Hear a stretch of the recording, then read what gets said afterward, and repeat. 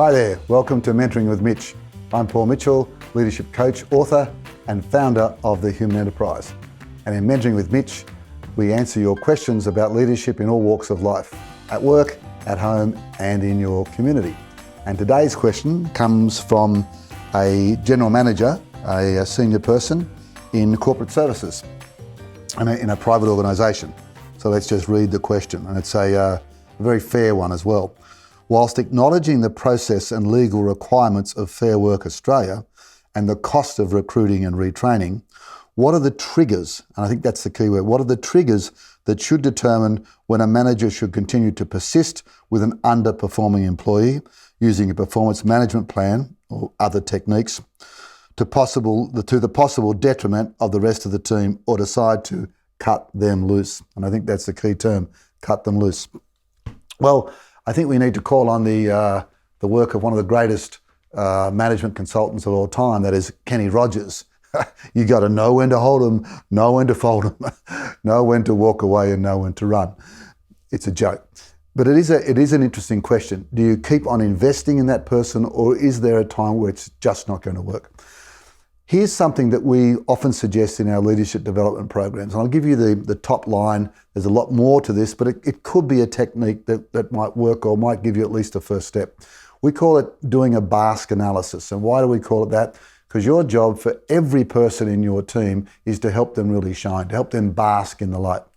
But when there's a gap and there's an expectation gap, it's really important to have a look at not what the gap is. That's easy, but what's the actual root cause of that gap? What's the real problem? And the real problem is often one of four things. One, they just don't have the skills. So that's the first bit. It's a behavioural problem that they have. The second thing is it could be an attitudinal thing. That's the A. They don't want to do it. They don't have the motivation. They don't know why it's important. So that's the BA. And then the S stands for systems. They don't have the checklists. They don't have the processes. They don't understand them. And the K in BASK is knowledge. They don't have the overall bigger picture. They don't understand why that particular task or particular project or whatever they're working on is so important. So you have this mnemonic called BASK. So what I would do, and you've probably already done this, so I'm probably teaching you how to suck eggs, but I'd really make sure, have we absolutely trained them in the skills that are required? That's the B. Do they really have the systems? Are the systems there? Is the support there? That's the S. And the final one, do they get the bigger picture? And if you've done all that, what have you got left? You've got A left, and the attitude. And that is a biggie, because if all the rest of that doesn't change the attitude, I'd suggest it's probably time for them to move on, to free them up, and just to sit down and to talk about it. You're just not right here. Because if you keep that person on, here's what happens, is that one person, particularly if they're demotivated, particularly if they're not performing, it's like a bad apple in the bunch. You drop an apple and it bruises. You put the apple back in the bunch of apples, and before long, that bruise has impacted all the other apples. Yes, you have to sometimes cut people loose. Is it difficult? Absolutely. We've got to be so human, so fair, so realistic. And even the cost of it, as you know, is just astronomical.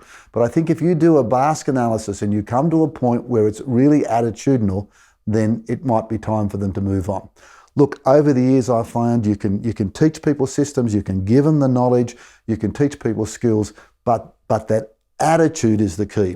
And in fact, one of the most important things or wake-up calls I ever had is when people say, how do you motivate people?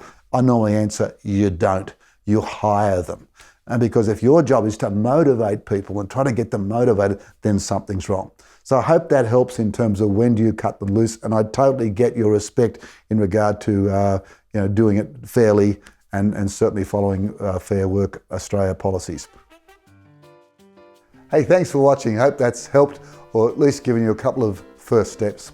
And if you have questions about leadership at home, leadership at work, or leadership in your community, we would love to hear from you. Please visit mentoringwithmitch.com and we'll get through as many questions as we can. And also subscribe so you make sure you get to hear every episode. And importantly, if you've got friends or colleagues or even family that you think would benefit from hearing some of these answers or some Mentoring with Mitch, please make sure you share with them as well. Until next time, find the passion, develop the skills, make the numbers and make a difference.